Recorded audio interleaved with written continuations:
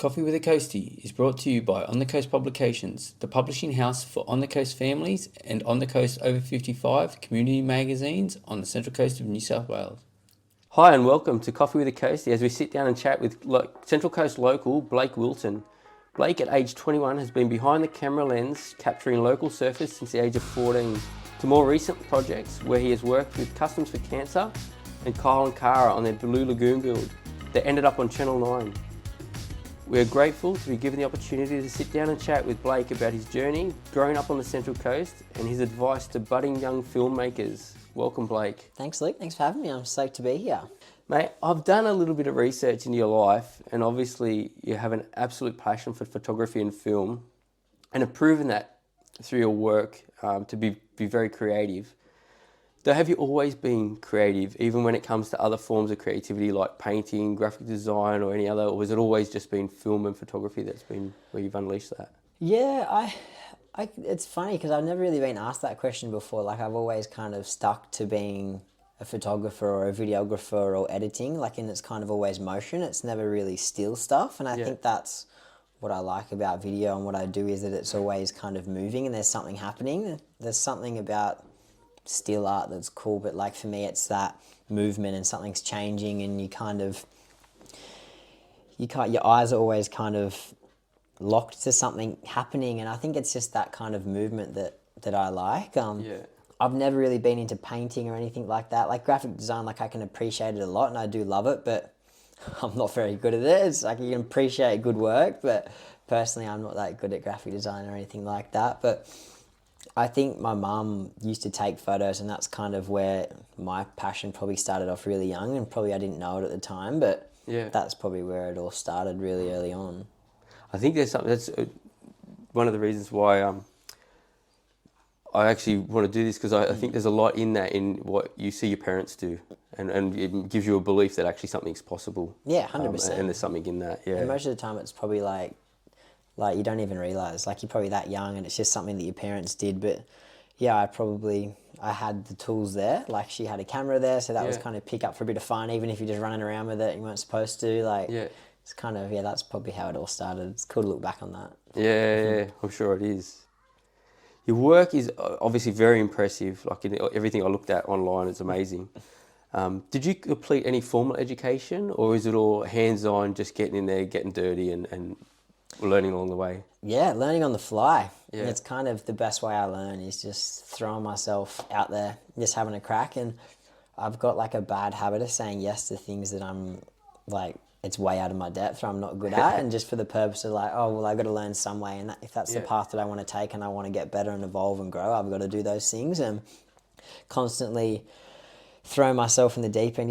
Things that I'm not qualified for, things I don't know how to do, and just stuff up and learn from those mistakes and just try to better myself, better my craft after that. And that's just the way I've worked. And I've never had a film course or been to film school or anything like that, because I didn't really want to take the whole movie approach. I felt like there was only a film school if you wanted to go do movies.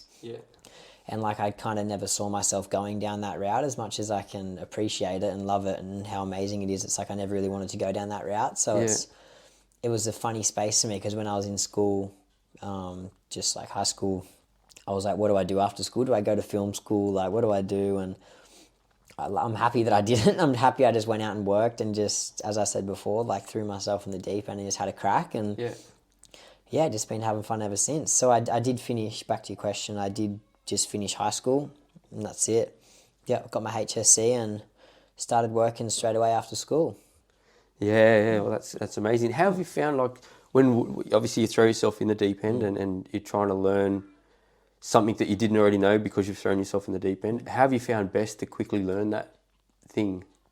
Online, or off somebody else, ask the question, reach out to a peer? Yeah, I'm very thankful I've had lots of creative people around me, and I feel it's the best way to learn is just by surrounding yourself with people that are a lot better than you. And just constantly learning from them and asking questions, and just having good relationships with lots of people in the same industry is killer. I got lots of my best mates now are people that I work alongside. And it's just because we think the same, we've all got that creative mindset, and we can talk about things that other people probably can't, because it's just nerdy to us geeks, our film geeks. But yeah, YouTube is killer too. Like learning on YouTube, the tutorials on there. You could seriously learn anything on YouTube. You just got to put the time in and focus, and yeah, you just got to put a bit of time in. I think like there's lots of things that you can't learn online and stuff like that, but the majority of it you can. Yeah. Hey, you recently shared your creative journey live on stage at the Adobe Make It event in both Sydney and Melbourne. Can you tell us a little bit about how that opportunity came about, and what would you say was the most impactful thing about that experience? So when I was first starting out filming, I would go to like the local board riders, North Shelley board riders event, and do lots of filming there. And it was a good spot for me to learn and get in contact with all the surfers there.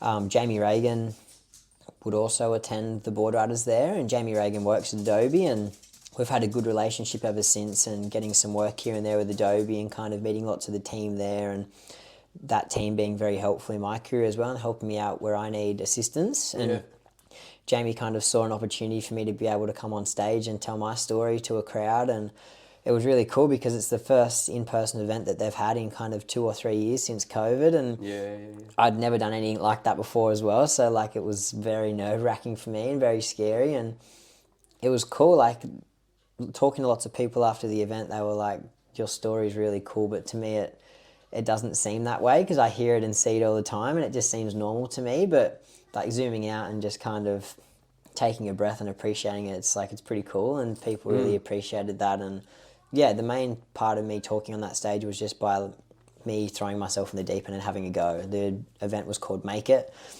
Happen. Throw yourself out there, make something happen. All the tools are available to everyone and no one's got any excuses. And yeah, me jumping up there nervous and starting off as a 14-year-old just having fun has kind of led me down this cool path. So that's pretty much what I spoke about on stage, and yeah, it was epic. It was a really cool. What did you get most out of it? What did you find? Oh, look, it was learning. Like those guys speak on stage all the time and it's normal for them, and I go out there and film and do these projects and do work that is normal to me as well. So it's like it's cool to have that kind of mix of people. And so like for me, it was me jumping on stage and jumping out of my comfort zone, talking about my role and my job, influencing people to jump out of their probably normal and jump into filming or going to the beach and taking some photos or something like that. So it was cool. It was just cool to hear other people's stories and like how people are growing and how Adobe as a business is evolving and adapting to all these new criteria that people need and new platforms and new technology. And yeah, I'm a bit of a tech geek there, so it went hand in hand. It was really good, but it was cool. It was just cool to tell my story on that platform because I never really have before. Yeah, that's cool. Yeah. Mate, I watched the show reel you did for the Adobe Make It event on your Instagram page. You mentioned like you weren't even going to show it. You were hesitant about showing it. You mentioned that you'd watched it over 250 times. At the beginning, there's this little young 14-year-old dude with a hat on, blonde hair. Long blonde hair. And he says these words, man. He says, "I'm Blake Wilton, I'm 14 years old, and I'm a surf photographer." He says it with such passion and such like, what does it make you feel like when you look at that and know where you've come from and you're here now and just looking at that 14-year-old you? Yeah, it's pretty cool. Yeah, I originally, when Jamie had asked me, he's like, dude, we need some content that shows you. Like, your footage is amazing, but like you need to really show where you've come from. So I had some of that footage from back in, it would have been high school. I was early, like I was probably 14 or 15 then in those videos. And yeah, it's really cool to look back on that, and I'm happy that I threw it in there. I was not forced, but I was like encouraged to put that in there. And like for me, looking at that, I'm like, oh, it's so cringy. Like, but after watching it tons of times, I'm like, I'm so glad I did, because it really does show that then and now. That comparison, definitely. And how like lots of people, when I say, oh, I've been doing this since I was 14, like whatever. You took a few photos when you were little, but it's like I was as serious as I was then as I am now.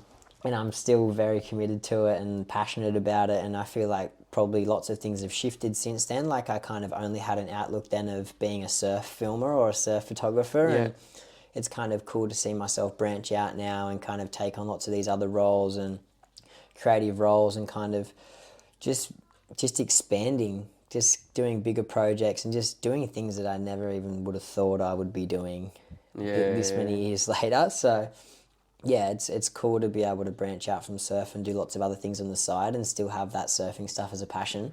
Yeah. Yeah, no, it's cool, mate. When I see that little 14-year-old you, I'm just like, he knew what he wanted to be at 14. Like, he's a, I'm a surf photographer. It's I'm a like, he surf just knows. photographer. I think that was for a school It's project, that amazing, video, man. like It's a amazing. photography class or something. I think that's what it was for. I couldn't actually find the rest of the video, like, so I don't know what it come from. Yeah. But Mate, yeah, the other footage in there inspirational. was there was some other footage in there where I was filming, and that was like my first trip in Hawaii when I was 14. I got taken over by a bunch of pro surfers at the time, which was just like crazy. And we had this like Brazilian TV production company follow us around for like 2 days. So it's so cool to have all that footage of me filming. Like usually they want to follow all the surfers around in Hawaii and hang with the best in the world, but they decided to hang with us younger kids and film us having a ball. So that was just cool to have that footage as well. Mate, at 14, what did mum and dad think when you were like, Yeah. 14, mum, I'm going with these professional surfers to Hawaii? I know, it was a bit weird, and my parents didn't even really know who I was going with either. Like, I'd obviously like filmed with them a lot, and I knew them pretty well, but they would just come pick me up and go. Like, my parents wouldn't like kind of chat to them much or anything. And when they're like, you're going to Hawaii for 6 weeks with this random family, you're like, what the heck? So I think mum and dad ended up coming over with me and popping over and seeing me for 2 weeks or something. And Glenn and his family are amazing. Glenn Microhoy took me over, stayed with his family, and they're just amazing. And I'm still in close contact with them a lot. And yeah, they put me under their wing and put me in a good house with them and fed me well. And yeah, it's like that trip like has seriously paved the way for where I am today. Yeah, that's amazing, man. And that brings me to the next issue. You mentioned Glenn. So at the age of 14, as I understand it, you came in contact with Glenn Microhoy when he was home between competitions. Yeah. Can you tell us a little bit about how you got in contact with him and what advice do you give for someone wanting to reach out to someone else within an industry that they want to get involved in? Yeah, so I feel like when you're that young, you probably feel invincible in a way. Like you don't kind of think anything, you just do it. And I was just always messaging like all the pro surfers in the world, like, let me film you, I'll do this, I'll do that. Wow. Never second guess anything and just have a crack. And like, what do you got to lose? And it ended up paying off. Like Micro only lives at Avoca, so he's close by, and he was home every now and again. And we had a mutual friend through who I was working with, Riley Lang. Riley Lang was coached by Glenn at the time, and so we had a bit of a like mutual relationship there, and that kind of ended up in us connecting and shooting together. And basically from there it just branched out, and just Glenn put me in contact with Ace Buchan, and then Ace Buchan's put me in contact with people at some certain magazine, you know what I mean? It just kind of snowballs from there. And that all just started off by, me just kind of putting my name out there and messaging Glenn and messaging Riley and messaging all these surfers just to let me kind of learn alongside them while they're getting all this free footage, and they get to learn from the footage and review it all. And it just worked best for everyone at the time. And what did I end up doing? I ended up getting in contact with Stab magazine as well at the time when I was really young, and that just started a relationship there as well. Like they ended up flying me to Hawaii on a trip with them, and yeah, it was just cool. Like it just started off by being super innocent and just kind of having a crack and messaging people and just putting your name out there. Like that's like probably the one thing that I've got advice for, is just like you just got to put your name out there. Like I've obviously been doing it for a few years now, and I'm still messaging people to work with me and work alongside and collaborate. And it's got to put your name out there and have a try. And it's just relationships. That's all it is. It's just having good relationships with good people, and things will go your way. And obviously your talent as well. Obviously very talented. Yeah, you got to work hard. That doesn't come naturally. Yeah, you got to be committed. Yeah. But it's the amount of work out there. People need it, and all the platforms and technology these days. It's like everyone wants this content. So the jobs out there are everywhere. The amount of work is crazy. So it's like the opportunities are massive, and I think the next few years are going to be really influential. Yeah. Mate, I'm guessing your work was already out there, so people could see how good your work was. And obviously, you just mentioned, you're getting in contact with. It wasn't just that you built those relationship with the people, and you were cold calling basically on people to try to, offer your services. Your work was good already, so that's obvious. Though, what do you feel gave you the edge for Kyal and Kara to take you on on their Blue Lagoon build straight out of high school? I met Kyle through surfing, so like he was obviously a really good surfer in the area, and Yeah. Kyal and Kara were both really talented in front of a camera as well. Like they knew what they were doing. They'd just come off the block, I think, at this stage, or a few years earlier. Sorry, they'd come off the block and they were doing lots and lots of media at the time and creating lots of content themselves. And I think at the time they'd just finished doing a reno and they created a series with a production team or like a small production, and I think they wanted someone to come on board that really wanted to just evolve with them. Like they didn't want someone just to come in every month or so and do a video and then just leave. They wanted someone to really be a part of their team, and me being young and me wanting to grow and me wanting to learn and being able to commit a bit more time to it, they took me on and pretty much approached me to take this new role of not just being a surf filmer anymore, but coming on and kind of creating content for platforms and for brands and like create engaging content in a new way. And I'm always keen to learn, and I had no idea what I was doing, so I said yes. Yeah. And I'm still working with Kyal and Kara today very frequently, and yeah, we created a web series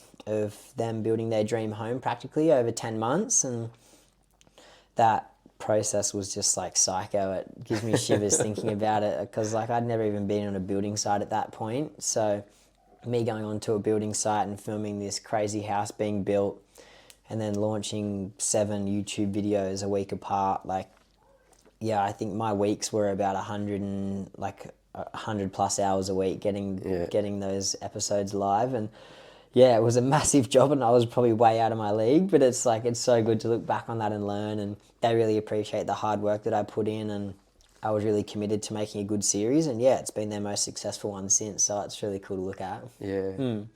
Had you done anything outside surfing prior to their build? Not really, very minimal. Yeah, like that's what was hard for me, because it's like at the time you kind of think your outlook's clouded a little bit, your vision's kind of not as wide as it should be, and you get stuck in your little zone. And I feel like I was almost getting stuck in that surf was the only thing that was available out there. Like my whole community was all surfers, and anything outside of surfing wasn't cool, or it wasn't good, or no one liked it. So it was cool to kind of branch out and realize that there's a whole nother market outside of surf, and there's a whole nother market outside of everything, you know what I mean? And engaging content. So that was cool for me to learn from, and it's just kind of forgetting a lot of things that I knew and restarting and relearning. But yeah, Kyal and Kara took a massive risk on that, because I could have gone in and just had an absolute shocker. And I'm not saying that all that content was good. There was lots of scrappy stuff there, but it's just cool to evolve and learn from, and they're happy to do that. Then yeah, they're good people to work with, and they understand that we're all just still learning. Yeah, and we're all just having a crack. We're seeing what works, what doesn't, and that's the fun bit about it. Testing the waters. That's right. And I think it's obviously, once again, it falls back to that 14-year-old kid, mate. They can see a passion and a drive to make sure that I'm going to do the best I can. You know, I'm not going to let you down. Sort of exactly. thing. Yeah, always have a crack, always try my best. And if something's not going right, I'd try to figure out how we can fix it. And yeah, it all just comes down to just being committed. I'm pretty committed to making something work and doing the best I can, and just working my hardest. So yeah, it's been fun. Yeah, that's cool, man. You obviously don't have a problem saying yes. You've already mentioned it a few times now, right? Even when you feel out of your comfort zone. Where do you think the ability to just say yes has come from? And what is your advice to someone who is given the opportunity but is scared to say yes? So let's start with, where do you think it come from? Just from starting so young. Like, it's literally all I know. Like, I feel like when you're so young, you're not really scared of anything. You just say, yeah, let's do that, let's go do that. You don't think of the consequences or what could go wrong or what could happen. So I feel like I've got stuck in a way of just continuing to say yes to lots of things. And obviously there is things that I say no to, but if I see that there's going to be a cool opportunity at the end of the road, or I could learn from it, or something could happen because I've done this, it's so worth it. And even if something goes wrong along the way and you stuff it up, like, the opportunities post that is just like so much more worth it. So from the start, me saying yes to lots of things I was unsure of has gone my way, I think. So I'm still just doing that, still just saying yes and throwing myself in the deep end, as I said plenty of times. And yeah, it's the best way to learn. Do you think though your parents have encouraged you to say yes, or someone is? Because I got 2 kids myself, right? And one would say yes, and one would be like, And me growing up as a kid, like, if I was 14, let me tell you, there'd be no way in the world I would be saying yes. Right? I wasn't that kid. Yeah. So I just, I've just Yeah, like I maybe don't it's just know. inbuilt. I reckon Maybe it might be is. the opposite. I reckon it might be like my parents are a little bit not as outgoing as that. So maybe it was Yeah. like a rebel on that. Maybe like you kind of they were a Yeah. bit more stay in their lane a little bit. So I'm like I want to go out there and do this. And Yeah. I was a very kind of outgoing kid. I think like Yeah. I was always talking to adults and could like lots of my friends couldn't talk to adults or anything Yeah, when I was yeah. super young, but I was like happy to talk to an adult or something like that. And I feel like that's half my success when I was very young. It's just being able to talk to people and communicate to people. Like Communication. if you can't talk to people, then you're not going to be a good use to them. Like if you can't communicate and have those relationships with people, it's never going to work, no matter how good your work is.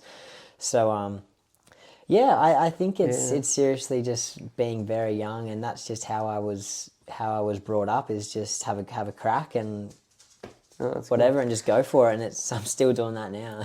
And so, what advice would you give to someone that is given an opportunity, but is afraid to say yes?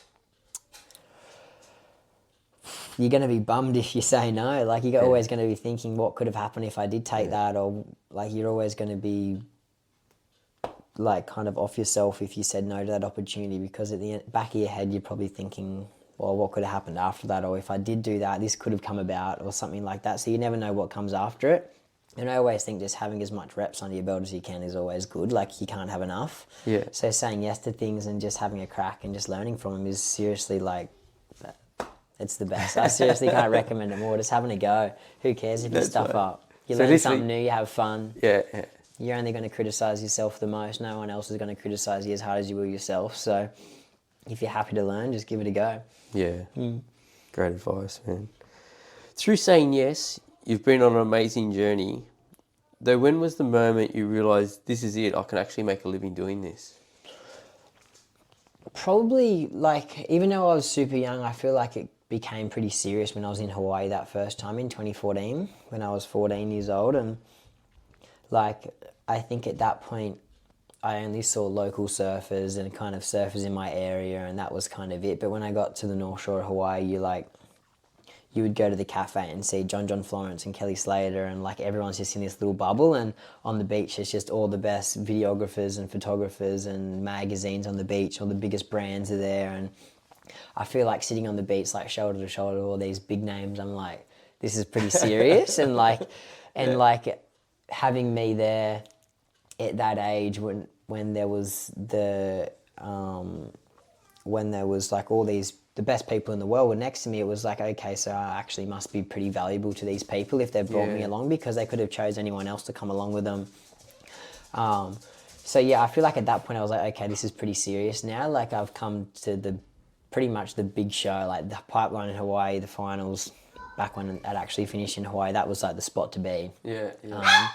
And yeah, then I was like, okay, this is serious. Yeah, this is legit. So I started having a proper crack from then, and just making sure that I could actually make a living out of it. Yeah. Like make sure I could set myself up for out of school, and if I wanted to leave school or what would happen there. So I did end up finishing school, as I said earlier, but there was a few points there where I was going to get kicked out of school because I was never at school because I was always working and always away on trips. And yeah, like I obviously went through school, got it done. I'm happy that I got it done. I'm happy I didn't leave, but yeah, just kind of making sure I had those right stepping stones in place for when I did leave school, that I could do it as a full-time job.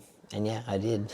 So you walked a fine line at the end. Very fine, very fine. It was like year 10, 8, 9, 10 was like cool. I was away from school a lot, but the principal would get me in and show, like she would want to see the content that I created, or I remember going and showing my principal videos when I was in year 10. Videos I did for Stab Mag, who at the time were like the big dogs in the surf world. They were the number one that everyone wanted to work with, and I was creating stuff for them for Corona, which is funnily enough, I was like 16 years old and I was creating stuff for Corona. Yeah. But it was Stab Mag and Corona, and yeah, I was showing her these videos, and there's like girls in bikinis walking up the beach and surfers, and like it was pretty funny. She was like a female principal, and like it was pretty cool showing her that stuff and watching how stoked she was that I was working on my career outside of school. But yeah, obviously going to do my HSC, they're a bit more strict on getting your HSC, and it's not fun and games anymore, it's serious. So got a very fine line there, but I got it done. Just scraped through just and ticked the boxes and yeah, had fun while I was there. I made the most of school. We only did that once. Yeah, that's right. Yeah. Well, you hope you only. Yeah. Mate, you've said you credit your success to the inspirational individuals around you on the Central Coast. How important has networking and meeting these individuals been, and what advice do you give to someone about building a network of like-minded people around them? Yeah, I give most of my success to like just relationships and people. Like in most of the biggest jobs I've ever got have come from nothing to do with work. It's just chatting to someone that you don't know about and telling them what you do, and then something comes about 6 months down the track because you were nice to this person or you were just a good person or someone put in a good word for you. And that's not me trying to do that. That's just who I am. Like I've just been like a pretty talkative person and always kind of have a good chat to anyone, and that's seriously been like my number one. Is just, oh, he's a good kid, give him a go. And then I've tried my best and worked my hardest and obviously got the passion for it, and that's paid off for me. So the community here is amazing. Like there's a really big creative community, and I think if you look closely enough, you'll realise that there's all the contacts you need right around us. You don't have to go to Sydney, you don't have to go to Newcastle, and the opportunities are just getting bigger since COVID as well, because lots of people are coming from Sydney and coming from Newcastle to live on the coast, and you just got to find them. They're probably a bit hard to find sometimes because creative people are a bit secretive and a bit they hide a little bit and they're not out in plain sight. But I think if you put your name out there enough and kind of chat to some people and try look for to search for what you're looking for, you'll find that you've got all the people on the coast that you need. Yeah. As you say, communication, mate. You mentioned it before. You've been able to communicate with adults at an age of 14. Yeah, number one. And being able to communicate. Yeah. Mate, meeting these inspirational individuals, you have done some amazing work on the Central Coast. What is the vision? What is your vision or future you hope for the film on the Central Coast? I've always worked on the coast, and I've never had to really, like, obviously when you travel for work, it's different if you're going overseas or something like that, but I'm lucky enough that I've never really had to go to Sydney to work or had to go to Newcastle to work. I've always kind of had my work on the coast, which has been really good. And having people like Kyal and Kara and lots of small businesses around here that I work with, it's like I don't need to go to Sydney to work. I've got all the work I need here, and lots of people are starting to realise that as well. There's more businesses coming in, there's more creative people, there's more kind of influencers and people that are kind of working from Instagram and TikTok and stuff like that. And the amount of content and platforms that are needed right now are just like skyrocketing. So everyone's taking advantage of that, and the coast is just like, it's blowing up for creatives. I think it's seriously just expanding and everyone's moving here. So I think soon it's going to be like a real hot spot. People are going to realise that they don't need to go to Sydney to shoot their TV ads. They don't need to go to Brisbane to do something in a studio there. They can do it all here. And yeah, it's great. And it's just not film and photos and stuff like that. Like the creatives from sculptors and painters and artists and musicians and everything. Like it's massive now, and yeah, it's great. It's good to see. So we'll see a Blake Wilton film studio on the Central Coast. Maybe we'll see. It's not far away, maybe. With all the work you've done both in Australia and abroad, what's been your favourite project to work on and why? When a few years back now, it would have been probably 2017, I did a 6-week trip in Indonesia with Riley Lang. And that was like my first big Indonesia trip, and that was really cool. We went to like a few islands there. We did like Bali and Java and Sumbawa.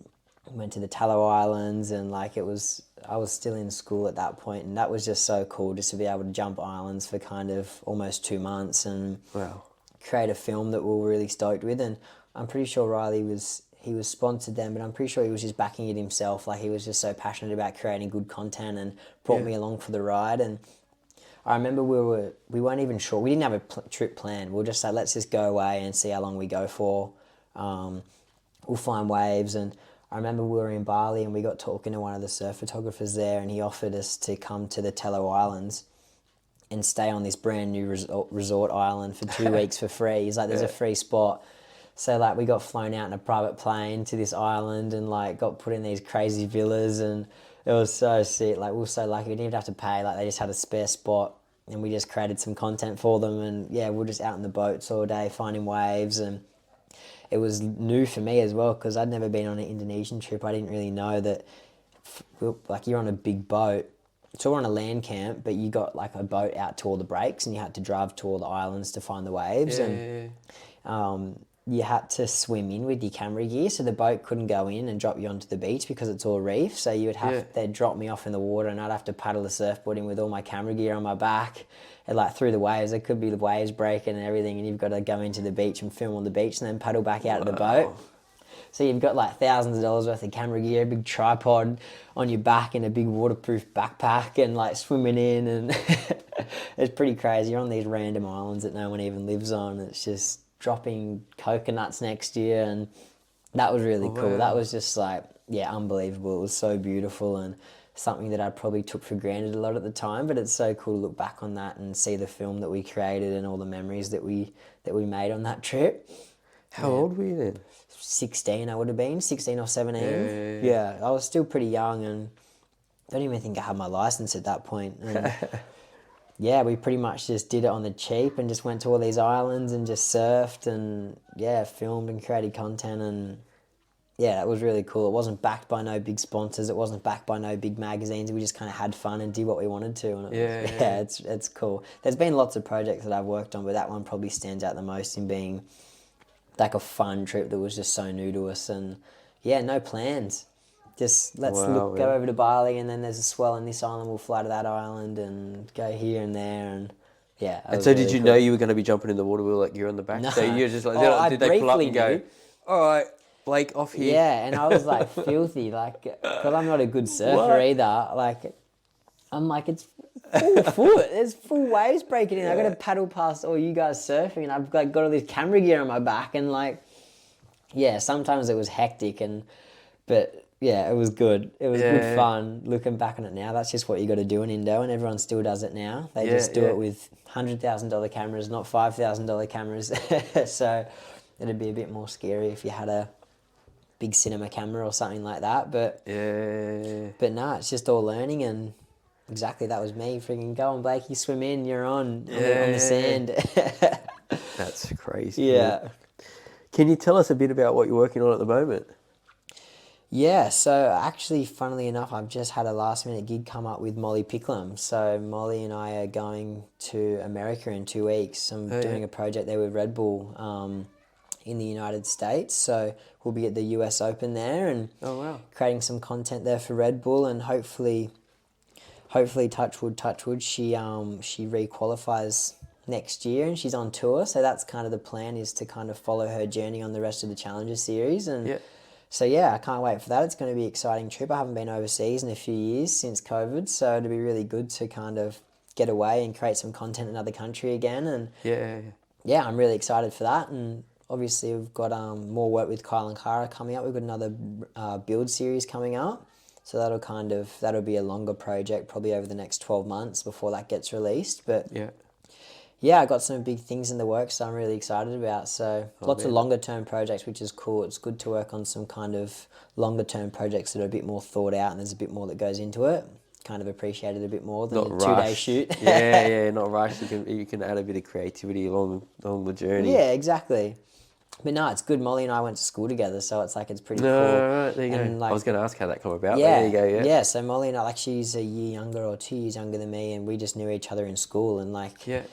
She wasn't even surfing when we knew each other, so it's like it's pretty cool to look at that now and be like, what the heck? Like, when I was starting to film, I think she was like learning to surf. It's like it's so cool, and now she's like just won a 10,000 comp in Ballito in South Africa. So it's pretty cool to see us being able to work together and literally living 5 minutes apart from each other and being on the other side of the world together working. So it's I can't wait for that. I'm pretty excited.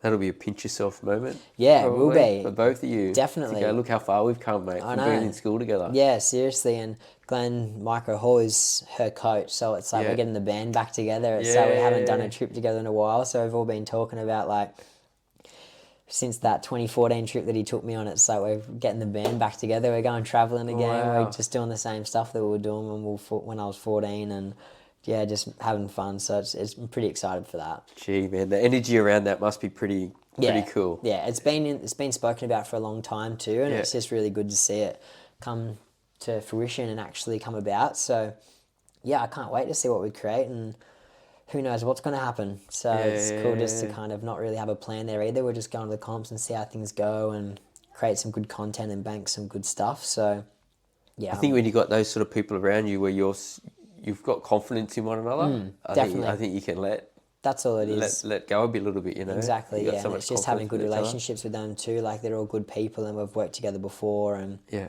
we all trust each other as well. We've always got a good input, and if someone's got a good idea and there's no one speaking up. It's kind of just a kind of a big collaboration between us all. So that's what I like about it. It's never just me going and doing my own thing. It's a bunch of people behind the scenes putting their heads together and all coming together to create something that we're all really happy with. So no, I'm really pumped for that. Cool. Hey, for anyone starting out in photography or film, what advice would you give them? iPhone. It's so good. Like, everyone's got an iPhone. Everyone's got a phone with a camera on it. So like, there's no excuses now. And platforms like TikTok are just making that so accessible to everyone. Like, anyone could be a content creator. It doesn't matter if you're filming yourself, talking about Lego pieces or cars, or you know what I mean? It could be anything, just something you're passionate about. So I think I kind of started at a funny time where I was coming from like TV and movies to kind of iPhone stuff, and now it's kind of all iPhone and TikTok and all these kind of short form content. So I think all these kids love all that short form TikTok content, and the opportunities there are crazy because it proves that anyone can be a millionaire creating content on their phones, or can be super successful creating funny videos on their phone of them scaring their parents or something like that. Like, it's just, the opportunities are huge. So I think it's, if you've got a passion for it, just keep doing what you're doing and don't care about who likes it or who comments it. Just keep putting in the work and putting your work out there, no matter who sees it. And eventually, if you're passionate about it, someone will pick it up. Like, there's no doubt about it. You'll be successful if you're passionate about it and you're putting in the reps and getting your hands dirty. That's just the number one thing, is just getting into it and just putting in the work. And as long as you're following a passion, there's no point following someone else's passion. If you're not passionate about it, you're not going to be successful at it. So yeah, it's just kind of going with your gut and having a go and having fun. And create. Just creating. Creating as much as you can. Yeah, that makes sense. Yeah.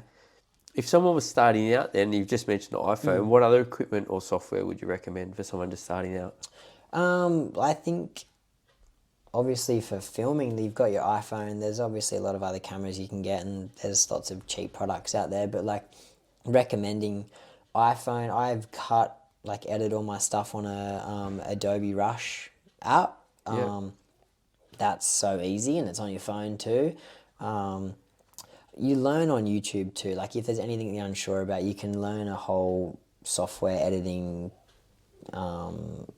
kind of tutorial. There's all that stuff online. So there's like kind of no excuses on, I don't know how to do this, I don't know how to do that.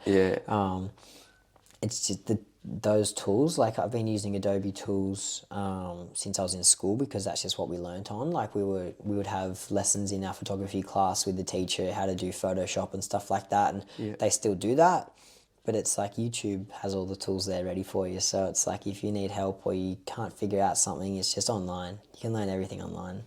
Yeah, I must admit, I use it for YouTube's it's gold. I'm a big fan of YouTube. It's to good. learn anything. You could, there's not much you can't learn on there. yeah, that's right. I've been using it a fair bit lately. Don't worry about that. Mate, your parents, actually, no, first of all, what equipment and software do you use now for people that are at your level? Yeah, so I've been shooting on, my camera I shoot on the Lumix range, so I just got a Lumix GH6, so that's like a pretty cheap video camera, to be honest, but it's just like, it's a killer camera. It's so amazing. I've been shooting on the Lumix range for a while now, since probably 2015, 2016, and kind of just upgraded as they've come, and it's done me very well. And for price range, it's really good too, so it's very affordable and it does the job. And in terms of editing stuff, I edit on Adobe Premiere Pro, and that's just what I've worked on from the start, or basically from the very start. And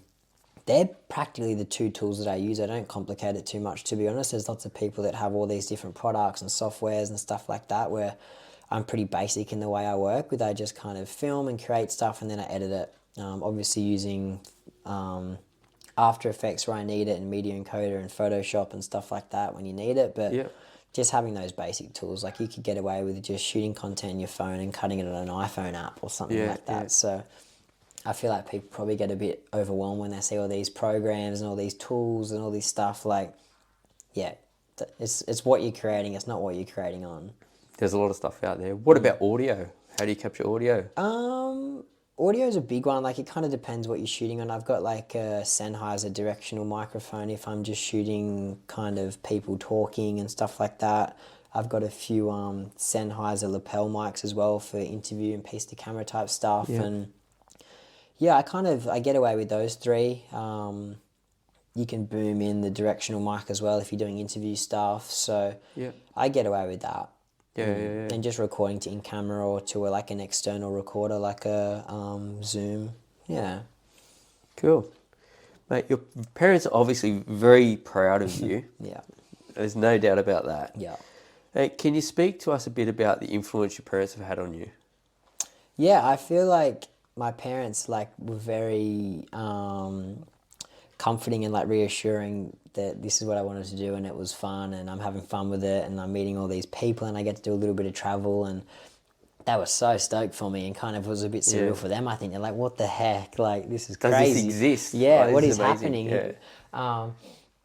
So that was really good, but I feel like it probably came to a point where school was almost wrapping up and kind of and my teachers are saying, oh, this has probably just been a hobby for you now, like go out and get a real job, or are you going to go to uni and do something else now? Or so I feel like there was probably a bit of a funny spot there, and so my parents probably got a bit funny with that too, like, okay, like what are you going to do now? Like I didn't really have a plan.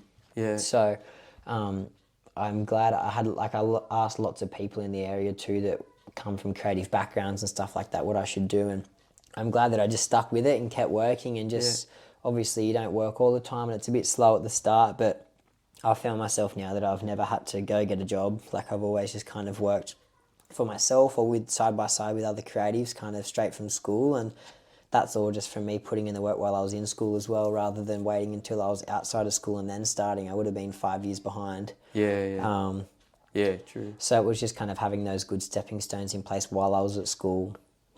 Even though I wasn't probably making any money or making a tiny bit of money, it was never really about that. It was just kind of having fun and building relationships and building contacts and people that I could potentially work with once I got out of school. So yeah, and that happened. So it was really good. Well, that's right. I was thinking, like you said, there's that funny spot out of school. Yeah. But then I don't know exactly how far out of school the Kyal and Kara thing come about, but that must have been like with parents and teachers like, whew, he got a job. But it wasn't even like that. Like it wasn't a full-time gig. Like it wasn't a full-time job. Like it was like some weeks I wouldn't work, or for 2-3 weeks I wouldn't work. Like, and building's obviously a slow process too. Yeah. So, but yeah, I was still doing lots of work on the side, and I think by the time I realised that, hey, I might only have to do one job this week, but it might pay for 2 weeks' work. So it was a bit funny because everyone works the whole 5 days a week or something like that. So I don't have to be working 5 days a week as long as I've got enough to cover myself and I can still live. Like it's still okay. And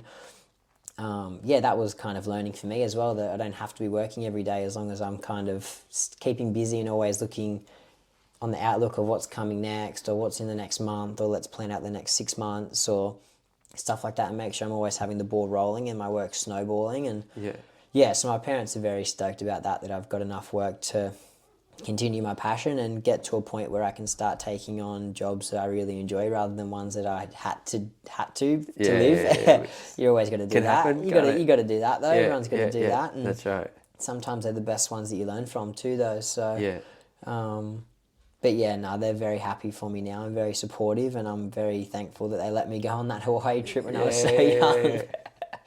Yeah, they probably liked it, as you say. You think they were there for a couple of weeks anyway, so they got a holiday. Oh, cool! What a good reason to go to Hawaii. Let's go. We need to make sure Blake's all right. Yeah, exactly. Good excuse. That's right, man. Many would look at your work and think that it would be a dream come true to do what you do.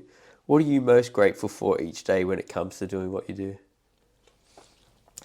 I think I'm most grateful for just being able to work where I work and how I work. Is it's not a stressful 9 to 5 job. Yeah. Like I can kind of hang out and work alongside my mates and have fun and kind of get to choose when I work as well, which is great. And you can't complain about that one bit. That's probably the biggest benefit. But Yeah. it's just being able to kind of, I'm grateful that I had this outlook from when I was very young and I didn't kind of shift and change. Obviously I've evolved, but I had the same plan when I was younger, and that was to be like a videographer or a creative, like a content creator. And that still happened, and my work's obviously shifted a lot since then, but I'm still doing the same thing I was doing in school. I'm just getting paid better for it now, and I'm not in school. That's right, yeah. So like I'm very thankful for that, and like some of the opportunities that I've got to be able to travel, like just for one, is unbelievable to be able to travel for work to tropical countries, and it's just like it's mind blowing sometimes. You have to sit back and realise that I've got it pretty good. Yeah. Yeah. Yeah, no, that's awesome, man. With all the inspirational people around you, you've no doubt met some amazing people. What is the best piece of advice that you've been given, and who gave it to you? Far out. I don't know if I've got Pinpoint any particular... Yeah, like it's something that anyone said to me, but like for me, it's just number one is just people and just being able to talk and communicate with people and just being an overall good person rather than being this workaholic that can't talk to anyone or, you know what I mean, can't really communicate. So my number one thing is just like, it's just people. People is like the number one thing, and I've always just tried to build my contacts and build my relationships with as many people as I can, because it always works in favour for everyone if you're just a good person. And in the long run, that's always paid off. Some of the biggest jobs I've ever got is just from me having friends, or I got all these friends and someone needs to do something, I've got a mate of mine that does this, and like you only get those opportunities from being a good person. If you give someone the wrong impression or something like that, they're never going to put your name forward. So it's like all the big roles that I've ever got are from just being a good person. From just being a nice guy. Communicating well, being able to speak what's on your mind and being able to put your ideas forward and kind of collaborate with other people and work well and travel well with other people and share things and share ideas, and that's like seriously number one. Yeah. And I feel like that goes in every genre too. It's not just video or creative world. That's everything. It can't hurt, and it's never going to go wrong for you that way. Yeah, definitely. Investing in people. Yeah, well, and investing in yourself, mate, as you say, it's a talent too. But you're passionate. You've given it everything. Yeah. And I assume that when you say you work 1 week, but I reckon in that second week you don't stop thinking about film or what you're doing. Yeah. Definitely. It's part of it's life. Yeah, 100%. And it's like you're always working in your head, like especially when you're working for yourself, it's hard to kind of switch off. Yeah. Because you've always got ideas coming up, or you want to create something, or you've got an opportunity here to do this down the line that you're not sure how to make it work. And so you're always working in your head, but it might not always be filming or on the tools or actually creating content. So there's lots of aspects to it, and I love that part of it too as well. Yeah. Mate, finally, I'd like to end on some Blake words of wisdom. Mate, looking at you and that little guy, 14, aspiring to be a surf photographer. If there was some other 13, 14-year-old kid out there, what advice would you give to them and thinking of how they would love to get into photography or film or anything of that matter? But what advice would you give to some little, looking back on your little 14-year-old self and give advice to that kid even? I think number one is starting early. Like the earlier you get in and the earlier you start, the more ahead you're going to be down the line, and that's always going to work best for you. And I feel like I probably fell into that by accident, but lots of people, if they're thinking about it, it's just a good idea just to start. You just got to start. Like if you think about it in your head and you never put that front foot forward and actually start, you're never going to go anywhere. Yeah. So it's just starting. Number two is, what was I just had it? Just start creating. Like you just got to start making stuff, and you just got to put your name out there, and then don't be scared to ask for what you want as well. Like if you want to work with someone or you want to go somewhere, just message the person, just tell them, ask them, ring them. You never know. Some people might be open to it as well, and you've obviously providing value in what you're doing, helping other people as well. So it's like you're not just benefiting from it. Other people are as well. So it's like, it's kind of making sure that you're providing value, and just ask. You put your name out there, ask, say what you want, and you never know what's going to come back. If you keep in your mind that you've got this idea and you want to go somewhere but you haven't told anyone, it's rarely going to come to fruition. So I think putting it out there, putting your ideas out there, not being scared of what anyone thinks, and just messaging the biggest magazine in the world, or messaging the biggest company in the world, or messaging some surfer, or there could be anyone, a swimmer, or an artist that you want to work with, or some production company. And you'd be surprised, people like myself have been given good opportunities when we were young and along the way, so we're always happy to give that back. And it's good to see younger kids coming up. I'm still very young myself, obviously, but like, I'm so stoked when I've got younger kids messaging me saying they want to learn how to start filming surfing or something like that. Like, that makes me so happy, and you just got to ask, otherwise you're never going to know. So yeah, asking what you want, not being afraid to put your name out there and put yourself on the line a little bit, and be a bit vulnerable here and there. So yeah, that's my number one. That must be interesting for you already now, like having 14-year-old kids messaging you, and in that, you're in that loop, the cycle of life. It's already good. at Like 21. Like I'm still in contact with like teachers at school, and my photography teachers at school, and they like obviously must mention my name a little bit, because every now and again I get some young kid message me on Instagram like, this is what I love doing surfing, and I'm like, take them down the beach for a session, do some surf filming with them or something like that. And that makes me so stoked, because it's like you don't realise how much you're impacting someone's life by just giving them some little opportunity like that. And that's all I started with, is just some dude probably just thought, oh, I'm going to have this young kid come film with me. But at the time, that was just like the biggest stepping stones for me. And it's just cool to be able to help other kids out, and other people in general that just want to have those opportunities too. And if you can give someone a helping hand, why not? Oh, mate, you're an amazing person. Thank you, Blake. Thanks for having me, mate. Mate, thank you for your time, Blake. Thank you very much. We'd like to thank Blake for his time today, and wishing him all the best for the future, man, because it's going to be bright, no doubt, obviously. If anyone would like to see Blake's work, just search Blake Wilton online, or go to his website at blakewilton.video. Mate, thanks, Blake. Thanks very much, Lee. It was a good chat. You too, man. Appreciate your time. Mate, thank you.